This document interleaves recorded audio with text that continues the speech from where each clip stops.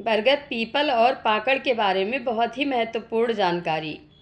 People, बरगद व पाकड़ के सम्मिलित रोपड़ को हरसंकरी कहते हैं। हरसंकरी पौध पीपल, बरगद, पाकड़। पीपल में त्रिदेव यानी ब्रह्मा, विष्णु व महेश का वास माना जाता है। बरगद का वृक्ष अक्षय सुहाग के रूप में पूजा जाता है। मान्यता है कि इसकी शाखों में विष्णु का निवास होता है। पाकड़ का वृक्ष भी देवताओं द्वारा संरक्षित माना जाता है। पीपल ही इकलौता पौधा है जो 24 घंटे ऑक्सीजन का उत्सर्जन करता है। मुख्यमंत्री योगी आदित्यनाथ ने हरसंकरी के पौधरोपण के जरिए एक नई राह दिखाई। उन्होंने एक ही स्थान पर 3 पौधे पीपल, पाकड़ और बरगद रोपे। हरसंकरी का अर्थ है विष्णु और शंकर की छायावली। हिंदू मान्यता में पीपल को विष्णु व बरगद को शंकर का स्वरूप माना जाता है। मत्स्य पुराण के अनुसार पार्वती जी के श्रापवश विष्णु पीपल, शंकर बरगद व ब्रह्मा पलाश वृक्ष बन गए। पौराणिक मान्यता में पाकड़ वनस्पति जगत का अधिपति व नायक है। वह यज्ञिक कार्यों हेतु श्रेष्ठ छाया वृक्ष है। इस प्रकार हरसंकरी की स्थापना एक परम पुण्य व श्रेष्ठ परोपकारी कार्य है। हरसंकरी के वृक्षों का विवरण। हरसंकरी के तीनों वृक्षों को एक ही स्थान पर इस प्रकार रोपित किया जाता है कि तीनों वृक्ष का संयुक्त छत्र विकसित हो। वह तीनों वृक्षों के तने विकसित होने पर एक तने के रूप में दिखाई दें। हरसंकरी के तीनों वृक्षों का विस्तृत विवरण निम्न प्रकार है। Number 1, people. पीपल को संस्कृत में पिप्पल अर्थात इसमें जल है। बोधिद्रुम, बोधि प्रदान करने वाला वृक्ष। चलदल, निरंतर हिलती रहने वाली पत्तियों वाला। कुंजरासन, हाथी का भोजन। अच्युतावास, भगवान विष्णु का निवास। पवित्रक, पवित्र करने वाला। अश्वत्थ, यज्ञ की अग्नि का निवास स्थल तथा वैज्ञानिक भाषा में फाइकस रिलीजियोसा कहते हैं। चिड़िया इसके फलों को खाकर जहाँ मल त्याग करती हैं, वहाँ थोड़ी सी भी नमी प्राप्त होने पर यह अंकुरित होकर जीवन संघर्ष करता है। दूर दूर तक जड़ें फैलाकर जल प्राप्त कर लेना इसकी ऐसी दुर्लभ विशेषता है जिसके कारण इसका नाम पिप्पल अर्थात इसमें जल है रखा गया है। वैज्ञानिक भी इसे पर्यावरणीय दृष्टि से अत्यधिक महत्व का वृक्ष मानते हैं। इसके पके फल मीठे और पौष्टिक होते हैं। औषधीय दृष्टि से पीपल शीतल रुक्ष वर्ण को उत्तम बनाने वाला एवं पित्त, कफ, व्रण तथा रक्त विकार को दूर करने वाला है। इस वृक्ष में भगवान विष्णु का निवास माना जाता है। भगवान कृष्ण ने गीता में कहा है कि वृक्षों में मैं पीपल हूँ। अश्वत्थः सर्ववृक्षाणाम। इस वृक्ष के रोपण, सिंचन, परिक्रमा, नमन, पूजन करने से हर तरह से कल्याण होता है और सभी दुर्भाग्यों का नाश होता है। जलाशयों के किनारे इस वृक्ष के रोपण का विशेष पुण्य बताया गया है। इसकी पत्तियों में चूना अधिक मात्रा में होता है जो जल को शुद्ध करता है। बृहस्पति ग्रह की शांति के लिए इस वृक्ष की संविधा प्रयुक्त होती है। अरड़ी से यज्ञ की अग्नि उत्पन्न करने के लिए इसके काष्ठ की मथनी बनती है। शास्त्रीय मान्यता में घर के पश्चिम में स्थित पीपल शुभ किंतु पूरब दिशा में अशुभ होता है। ध्यान करने के लिए पीपल की छाया सर्वश्रेष्ठ मानी जाती है। रामचरितमानस में वर्णन है कि काकभुसुंडी जी पीपल वृक्ष के नीचे ध्यान करते थे। पीपर तर तर ध्यान जो धरई। नंबर 2, बरगद। बरगद को संस्कृत में वट, न्यग्रोध, बहुपाद, रक्तफल, रोहिण, यक्षावास कहते हैं तथा अंग्रेजी भाषा में इसे बैनियन ट्री व वैज्ञानिक भाषा में फाइकस बेंगालेंसिस कहते हैं। यह सदा हरित विशालकाय छाया वृक्ष है जो पूरे भारत में पाया जाता है। इसकी शाखाओं से जड़ें निकलकर लटकती हैं जो जमीन में प्रवेश करने के बाद अपनी शाखाओं को अपने अध्ययन से पोषण व आधार प्रदान करने लगती हैं। इस प्रकार बरगद वृक्ष का विस्तार बढ़ता जाता है। इस कारण यह अक्षय काल तक जीवित रहने की क्षमता रखता है। अतः अत्यधिक पुराने बरगद वृक्षों को प्राचीन काल में अक्षयवट कहा जाता था। इसकी छाया घनी होती है तथा इसके नीचे अन्य कोई भी वृक्ष नहीं पनप सकता। इसके फलों को मानव व पशु पक्षी खाते हैं, जो शीत व पौष्टिक गुणयुक्त होते हैं। इसके दूध को कमर दर्द, जोड़ों के दर्द, सड़े हुए दांत का दर्द, बरसात में होने वाले फोड़े फुंसियों पर लगाने से लाभ मिलता है। इसकी छाल का काढ़ा बहुमूत्र में तथा फल मधुमेह में लाभप्रद है। कथा श्रवण के लिए इस वृक्ष की छाया उत्तम मानी गई है। इस वृक्ष में भगवान शंकर का निवास माना जाता है। वट वृक्ष के विस्तार करने की अदम्य क्षमता व अक्षय काल तक जीवित रह सकने की संभावना पूज्य बनाती है। सीता जी ने वनवास की यात्रा में इस वृक्ष की पूजा की थी। वट सावित्री व्रत पति की लंबी आयु के लिए ज्येष्ठ अमावस्या को महिलाओं द्वारा किया जाता है।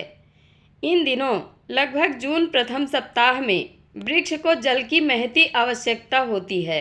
वृक्ष आयुर्वेद के अनुसार घर के पूरब में स्थित बरगद वृक्ष सभी कामनाओं की पूर्ति करने वाला होता है, किंतु घर के पश्चिम में होने पर हानिकारक होता है।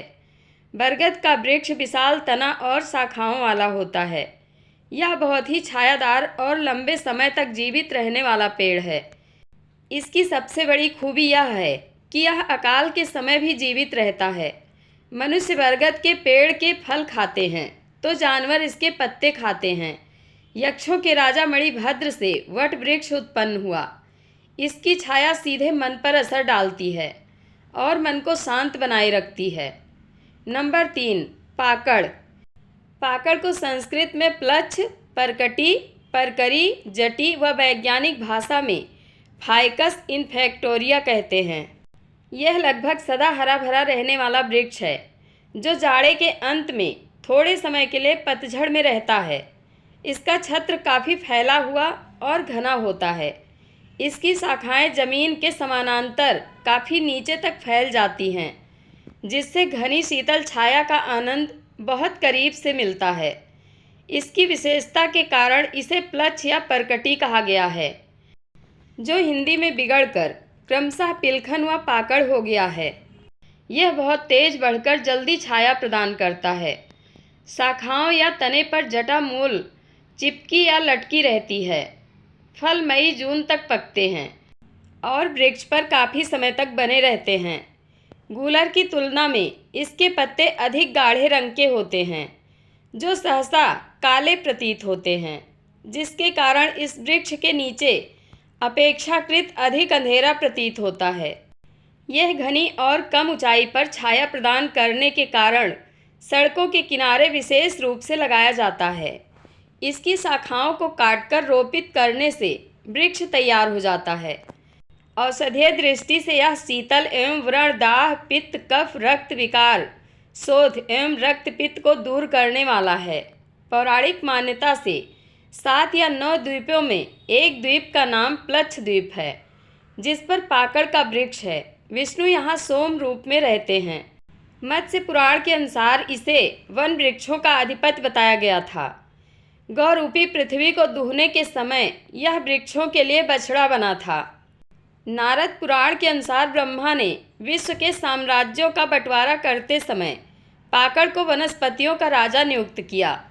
यज्ञ कर्म के लिए इस वृक्ष की छाया श्रेष्ठ मानी जाती है। वृक्षायुर्वेद के अनुसार घर के उत्तर में पाकड़ लगाना शुभ होता है। जीवों को आश्रय। हरिशंकरी में तमाम पशु पक्षियों व जीव जंतुओं को आश्रय व खाने को फल मिलता है। अतः हरिशंकरी के रोपण, पोषण व रक्षा करने वाले को इन जीव जंतुओं का आशीर्वाद मिलता है। इस पुण्य फल की बराबरी कोई भी दान नहीं कर सकता। अमूल्य छाया। हरिशंकरी कभी भी पूर्ण पत्ती रहित नहीं होती है।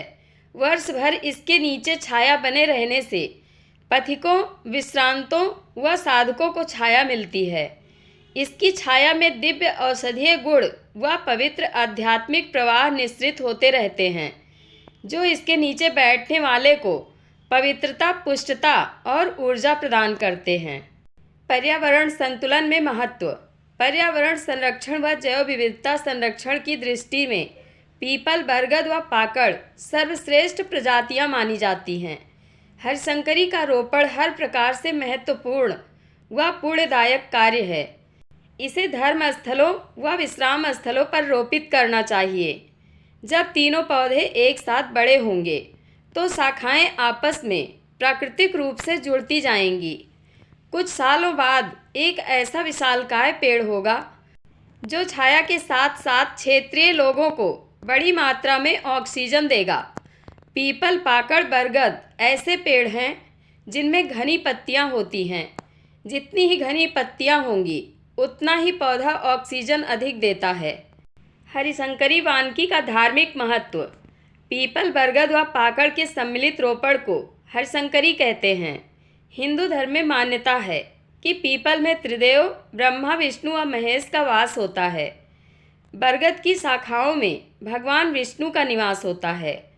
बरगद सदा हरित विशालकाय छाया वृक्ष है। पाकड़ का वृक्ष भी देवताओं की ओर से संरक्षित माना जाता है। पीपल, बरगद और पाकड़ की विशेषता। पाकड़ सदा हरा भरा रहने वाला वृक्ष है। इसका छत्र काफ़ी फैलावदार और घना होता है। शाखाएं जमीन के समानांतर काफ़ी नीचे तक फैलती हैं। घनी शीतल छाया मिलती है। पीपल इकलौता ऐसा पौधा है जो 24 घंटे ऑक्सीजन का उत्सर्जन करता है। जब पीपल, बरगद और पाकड़ साथ लगे हों तो इनका आकार और भी विशालकाय हो जाता है।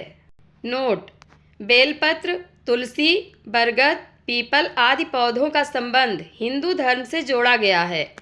बेलपत्र को सोमवार के अलावा चतुर्थी, अष्टमी, नवमी, द्वादशी, चतुर्दशी, अमावस्या, पूर्णिमा, संक्रांति और शिवरात्रि को नहीं तोड़ना चाहिए। तुलसी को रविवार के अलावा एकादशी, द्वादशी, अमावस्या और पूर्णिमा के दिन भी नहीं तोड़ना चाहिए। वैसे दोपहर के बाद किसी भी दिन तुलसी या बेलपत्र तोड़ना वर्जित है।